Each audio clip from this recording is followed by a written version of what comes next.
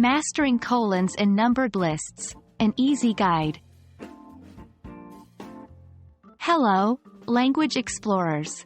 Today, we're diving into the fascinating world of punctuation, focusing specifically on colons. You may already know how to use colons in sentences, but today, we're going to explore a specific scenario: using colons with numbered lists.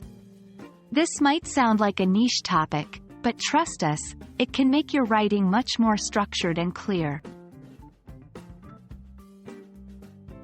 Before we talk about lists, let's briefly recap what a colon is. A colon is a punctuation mark, consisting of two equally sized dots placed one above the other on the same vertical line. Smiley face. It's used to introduce items, a quote, an explanation, or a series. Today, we'll focus on the use of colons to introduce series or lists, especially numbered lists. You might be thinking, when do I use a colon with a list? Well, here's the key.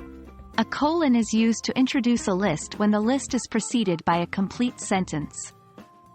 Take this sentence for example. I have 3 favorite fruits.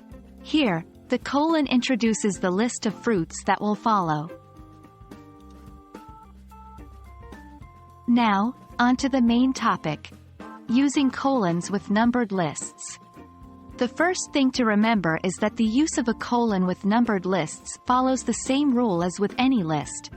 The colon comes after a complete sentence.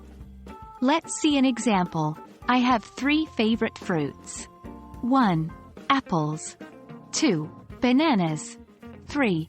Oranges. As you can see, the colon introduces the list, and the numbers help to order the items in the list.